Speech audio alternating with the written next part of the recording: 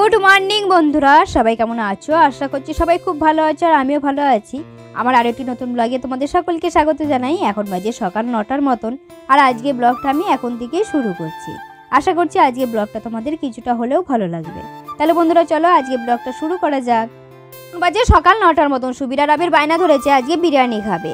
কালকে তো কালী পুজো ছিল তাই সবাই নিরামিষ খেয়েছে আর আজকে সবাই মাছ মাংস খাবে। তাই সকালবেলা বড়মশাই বললো যে ঠিক আছে আমি বাজার করে এনে দিচ্ছি, তুমি আর দিদি বিরিয়ানি বানাবে। তাই বড়মশাই বাজার করে এনেছে। আমি এদিকে পেঁয়াজ আদা রসুন সমস্ত কিছু ছুলতে বসে পড়েছি আর এদিকে দিদি আবার চিকেনটা ভালো করে ধুয়ে নিচ্ছিল।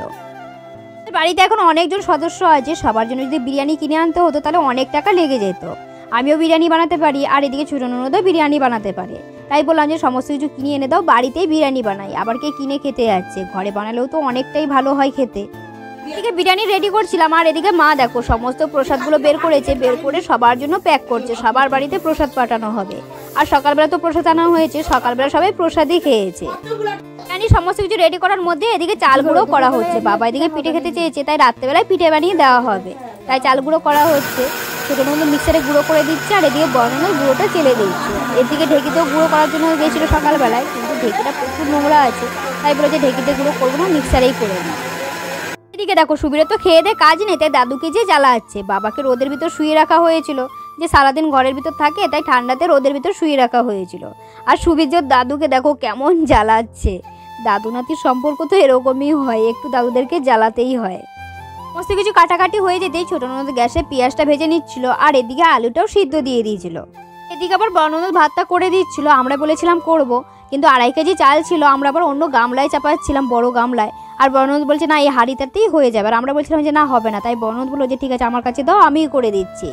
ভাতটা হয়ে যেতেই আমিও চিকেনটা বসিয়ে দিয়েছিলাম রান্না করার জন্য। চিকেনটা হতে তো এখন অনেকটাই টাইম লাগবে, তাই আস্তে আস্তে জাল দিয়ে চিকেনটা করছিলাম। পরেই দেখো মেজো ননদও চলে এসেছে, আসবে না করছিল। সবাই মিলে এখানে আছে মজা করছে, তাই মেজো ননদ আর থাকতে পারলো না বাড়িতে। কিছু রেডি হয়ে যেতেই এরপর বিরিয়ানিটা রেডি করা হচ্ছে, রেডি করে তারপর দম দেওয়া হবে। এদিক থেকে ছোটো ননদ রাইসটা দিচ্ছিল ভালো করে গোটা গামলায়। আর কত বড় গামলা নিয়েছি দেখতে পাচ্ছ, কারণ 2.5 কিলো চালের বিরিয়ানি হবে তো তাই অনেক বড় গামলা নিয়েছি। আর রাইসটা দেওয়া হয়ে যেতেই আমি আবার উপর থেকে চিকেনটা দিয়ে দিয়েছিলাম আর তারপর বেরেস্তে ভাজা আর এদিকে বিরিয়ানি মশলা ছোটো ননদ আবার ছড়িয়ে দিচ্ছিল। পুরো বিরিয়ানিটা লেয়ার দেওয়া হয়ে যেতে তারপর আটা নিয়ে ভালো করে গামলার সাইডে লাগিয়ে দিচ্ছিলাম মুখটা ভালো করে চিটানোর জন্য। করে মুখটা চিটিয়ে উনুনে বসিয়ে দিয়েছি, গামলাটার উপর থেকে সিলটা চাপিয়ে দিয়েছি যাতে একটু হাওয়া কোনো দিক থেকে না বেরোয়। বিরিয়ানিটা আমি দমে বসিয়েছি আর তার সাথে সাথে আমি এদিকে স্যালাডটাও কেটে নিয়েছি। বিরিয়ানিটা পুরোপুরি রেডি হয়ে গেছে, গামলা ধরে বাইরে নিয়ে চলে এসেছি। আজকে সবাইকে বাইরেই খেতে দেবো। সামনে কোনো কিছু পাচ্ছিলাম না খোলার জন্য, তারপর একটা কাস্তে পেলাম, সেটা দিয়ে দেখো গামলাটা খুলে দিলাম। বিরিয়ানিটা দেখো কত সুন্দর হয়েছে আর কত সুন্দর কালারটা এসেছে। খেতে এখন কেমন হয়েছে সেটা খাওয়ার পরেই বোঝা যাবে। ওগুলোর সাথে সাথে সুবিরা আবির বলছে আমাদেরকে আগে তাড়াতাড়ি দাও, খুব সুন্দর সেন্ট বেরিয়েছে, এতক্ষণ ধৈর্য ধরে থাকা যাবে না। আমি বললাম যে দাঁড়া একটু বিরিয়ানিটা মিশাই, চিকেনগুলো তো নিচে আছে ওগুলো তো বার করতে হবে আর সাইডে আটাগুলোও তো ছাড়াতে হবে। তাই ওরা একটু বসলো আর আমি এদিকে সাইডের আটাগুলো ছাড়াচ্ছিলাম। আটা ছাড়ানো হয়ে যেতেই দিদি আবার পুরো বিরিয়ানিটা মিক্স করছিল আর এদিকে আলু আর চিকেনটা আলাদাভাবে উঠিয়ে রাখছিল, নাহলে মিক্স করার সময় আলু আর চিকেনটা কেটে যেতে পারে। আর উঠিয়ে রাখলে দিতে সুবিধাও হয়, কোথায় আবার খুঁজবে চিকেন আলু, তার থেকে উঠিয়ে রাখলে দেওয়ার সময় খুব তাড়াতাড়ি দেওয়াও যায়।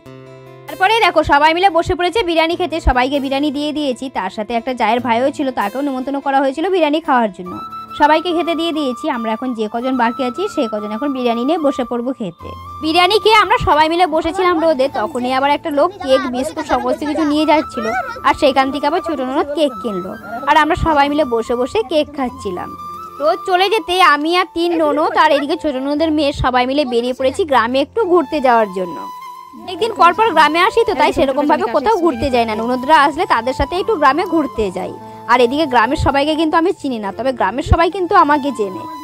ফোন বাজে রাত 8:30টার মতন। আমি ছোটো ননদের মেয়ে আর সুবি 4 জনে মিলে যাচ্ছি বিয়ে বাড়িতে খাওয়ার জন্য।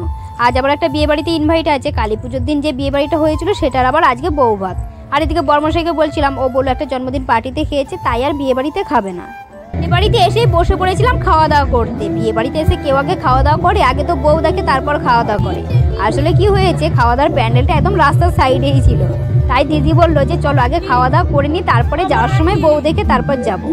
3 জনেরই খাওয়া দাওয়া হয়ে গেছিলো। আর এদিকে দেখো সুবিরের এখনো পর্যন্ত খাওয়া হয়নি, ওর আবার একটু খেতে লেট হয় তাই ও বসে বসে খাচ্ছিল আর আমি ওর জন্য বসেছিলাম।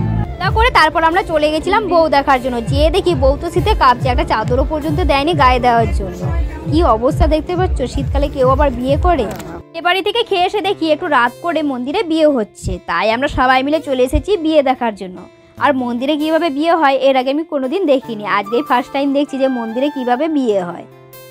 আমরা হয়তো ভাবছি যে পালিয়ে এসে বিয়ে করেছে, পালিয়ে এসে নয়, দুজনে বাড়িতেই রাজি ছিল, দেখাশোনা করেই বিয়ে হচ্ছে। মেয়ের বাবা খুব গরিব ছিল, তাই মন্দিরেই বিয়ে দিয়ে দিচ্ছে। তাও দেখে নিলে তো যে মন্দিরে কিভাবে বিয়ে হয়। আর লজ্জাবস্ত্র তো ছিল না, তাই চাদর দিয়ে দেখো লজ্জাবস্ত্র করে দিয়েছে। আর এদিকে ছেলেটা বিয়ে করার পর এত লজ্জা পাচ্ছিল, তাই দেখো একদম হেসে দিয়েছে লজ্জার ঠেলায়। পরে ব্রাহ্মণের সার্টিফিকেট দিয়ে দিল। আর জানো তো বন্ধুরা, এই কালী ঠাকুরটার সামনে অনেকের কিন্তু বিয়ে হয়েছে, তাই অনেকে বলে এটা বিয়ে কালী ঠাকুর, শুধু বিয়ে হয় তার জন্য এর নাম দিয়েছে বিয়ে কালী ঠাকুর। কালকে তো কালী পুজো গেছে, আজকেই দেখো একজনের বিয়ে হলো, তাই বললো যে বছরের প্রথম দিন বউনি করে দিয়েছে, এরপর সারা বছর একজন একজন করে বিয়ে হয়েই যাবে। বিয়ে দেখার জন্য দেখো অনেকেই চলে এসেছে। তাহলে বন্ধুরা চলো, আজকে ব্লগটা বেশি বড় করছি না, এখানে শেষ করছি। আজকে ব্লগটা কেমন লাগলো অবশ্যই কমেন্ট করে জানাবে, ভালো লাগলে একটা লাইক শেয়ার করে দেবে। দেখা হচ্ছে খুবই শীঘ্রই পরবর্তী ব্লগে, ততক্ষণ তোমরা সবাই ভালো থাকবে, সুস্থ থাকবে। আজকের মতন টাটা সবাইকে, গুড নাইট সবাইকে।